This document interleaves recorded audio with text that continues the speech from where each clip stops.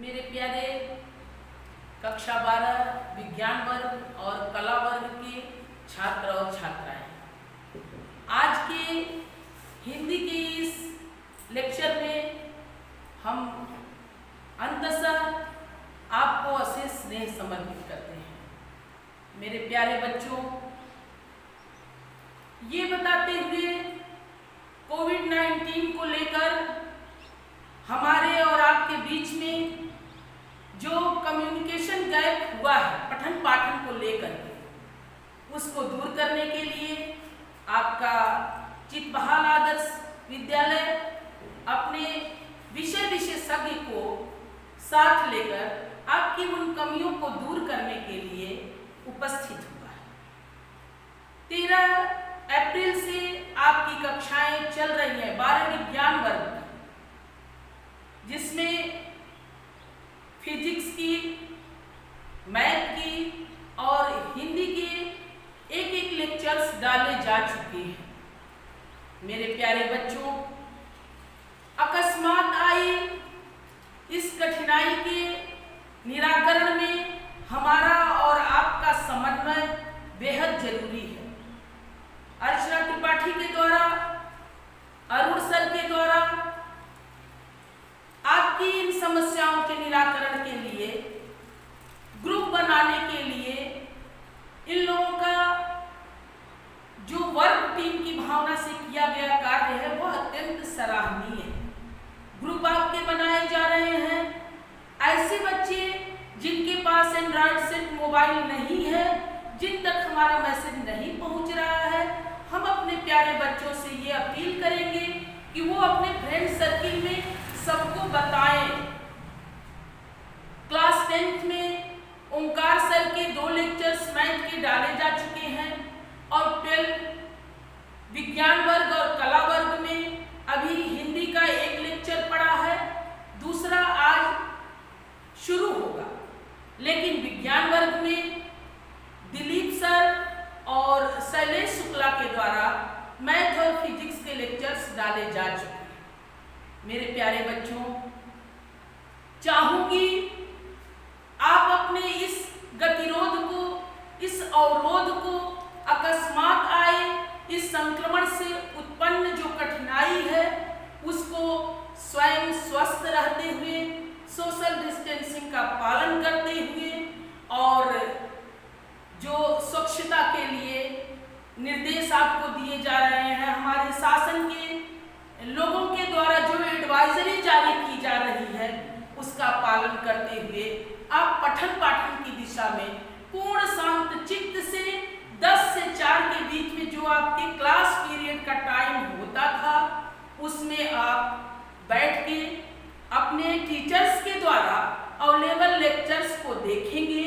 जो उसमें आपको कठिनाई की अनुभूति होगी उसको आप अपने कमेंट सेक्शन में नीचे डालिएगा।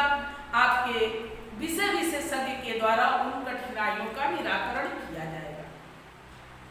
अशेष स्नेह के साथ अपने बच्चों के प्रति, अपने शिक्षक समिति के समस्त भावों को लेकर के आपके उत्कर्ष की, आपके मंगलमय भविष्य की कामना करती हुई आज मैं कक्षा 12 कला वर्ग और विज्ञान वर्ग के बच्चों के लिए अयोध्या सिंह उपाध्याय हरिऔध का 4 पद्य खंड पढ़ाया जा चुका था। आज 5वां शुरू होगा। अब हम अपने टॉपिक पे आते हैं। प्यारे बच्चों, अयोध्या सिंह उपाध्याय हरिऔध यहाँ अंकित किया गया है, जिनके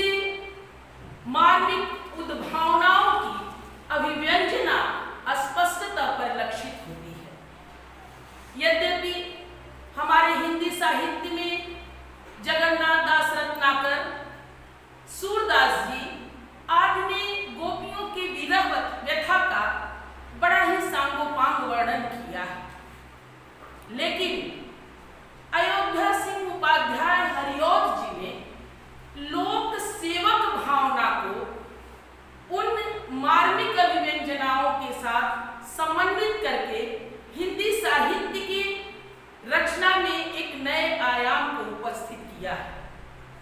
मेरे प्यारे बच्चों, प्रिय प्रवास काव्य संग्रह का यह उद्धृत रचना पवन दूतिका, जिसमें राधा के विरही हृदय की मार्मिक अनुभूतियों को बड़े ही स्पष्टता ढंग से अभिव्यक्त किया गया है। पवन दूतिका प्रकृति के वो उपादान जिनको मनुष्य हमेशा से सहचरी बनाता हुआ अपने प्रत्यक्षता अप्रत्यक्षता कार्यों को पूर्ण करता है। इसी क्रम में साधन विहीन राधा अपने मार्मिक अनुभूतियों को कैसे अपने प्रियतम कृष्ण तक पहुंचाए, इसके लिए उनके हृदय में ये भाव अभिव्यक्त हुआ, क्यों नहीं मलयज शीतल सुगंधित वायु को प्रदान करने वाली पवन को अगर हम अपनी दूती के रूप में बनाकर अपने प्रियतम कृष्ण के पास अपने हृदयगत उद्गारों को पहुंचा सके तो संभवतः हमारे इस प्रेमी जीवन की धन्यता की अनुभूति होगी। मेरे प्यारे बच्चों, 5वां पद्य खंड प्रारंभ करने जा रही हूं, जो इस प्रकार है।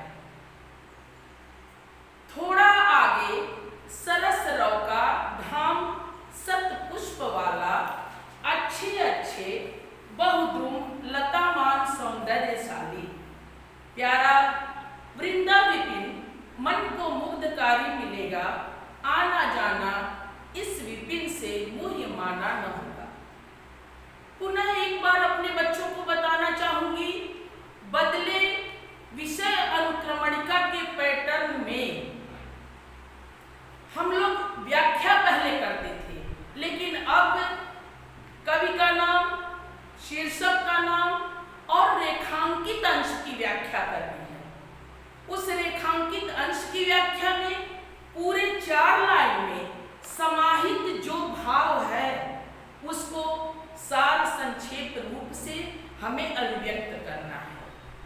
उसके बाद 3 प्रश्न इससे पूछे जाते हैं, जिसका उत्तर आपको इन्हीं पद्यों में मिलेगा। अब हम आते हैं अपने मुख्य बिंदु पर। 5वें पद्यांश का शब्दार्थ यहाँ अंकित है। ब्लैक बोर्ड पर आप देख रहे होंगे, सरस का आशय मधुर, रव का आशय आवाज, विपिन का आशय जंगल, क्लांता का आशय थकी हुई।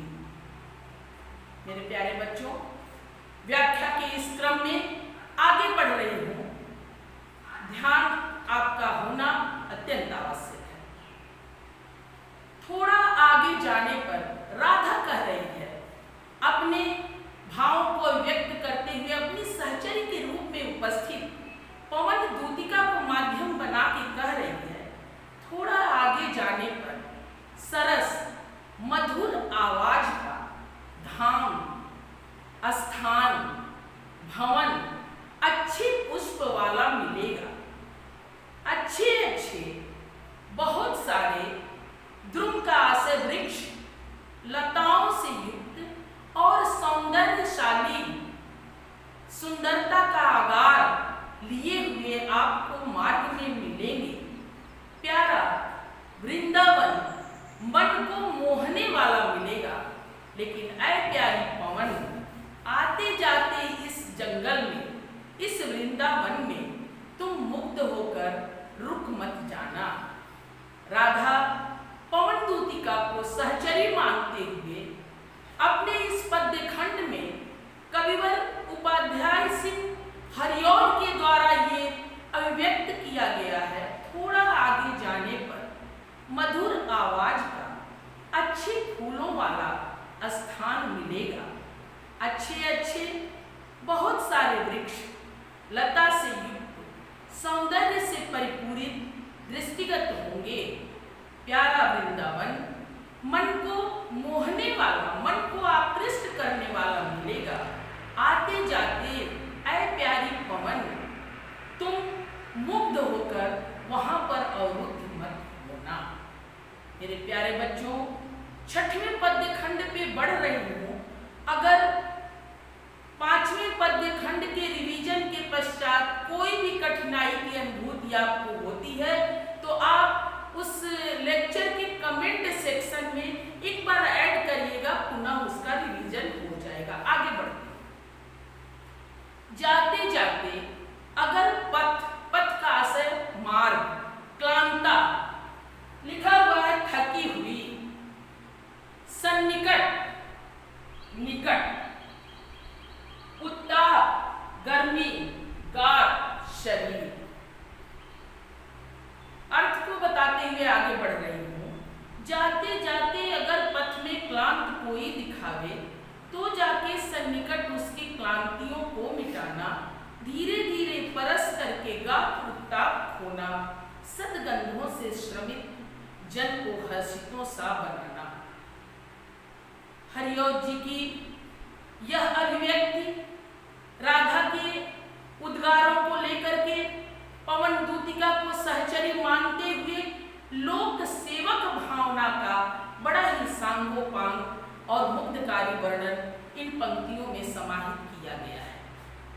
कह रही है राधा, ऐ प्यारी पवन, जाते जाते अगर मार्ग में कोई क्लांत, कोई थका हुआ तुम्हें दिखाई दे तो निकट जाकर उस थके हुए मनुष्य की थकान को, क्लांतियों को, थकान को दूर करने का प्रयास करना। धीरे धीरे परस स्पर्श करके गात्रोत्ताप खोना, उसके शरीर की ऊष्मा को, शरीर की तपन को, शरीर की थकान को दूर करने की कोशिश करना और अपने शीतल सुगंधित गंधों से श्रमित थके हुए मनुष्यों को प्रसन्नता प्रदान करना, उनके मन में ऐसा भाव उत्पन्न करना जिससे वो स्वयं को आराम की अनुभूति से ओतप्रोत कर सके। ऐ प्यारी पवन, राधा अभिव्यक्त करते हुए कह रही है, कृष्ण से मिलने के लिए, कृष्ण तक मेरे हृदयगत भावों को अभिव्यक्त करने के लिए जब तुम मार्ग में आगे बढ़ोगी तो उस मार्ग में अगर कोई थका हुआ दिखाई दे, निकट जाकर स्पर्श करके उसके थकान को दूर करने की कोशिश करना और शरीर की ऊष्मा को, शरीर की तपन को, उसके शरीर की वेदना को दूर करने का प्रयास करना। ऐ प्यारी पवन, अच्छी गंधों से, तुम्हारे शीतल सुगंधित वायु पूरे संसार को शीतलता की अनुभूति कराते हैं, पूरे संसार को सुखद अनुभूति होती है। इसी क्रम में ऐ पवन दूतिका अच्छे गंधों से, अपने शीतल सुगंधित वायु से थके हुए लोगों को प्रसन्नता की अनुभूति कराना। मेरे प्यारे बच्चों, चौथा और 5वां पद्य खंड का आशय, उसकी रेखांकित अंश की व्याख्या यहाँ स्पष्ट की गई। जब आप इसका अर्थ एक्सप्लेन करेंगे, जब इसकी आप व्याख्या करेंगे तो व्याख्या करने में काव्य सौष्ठव अवश्य देंगे। काव्य सौष्ठव की उस श्रृंखला में अयोध्या सिंह उपाध्याय हरिऔध की भाषा, शैली और साम्य पद का अंकन किया जाता है।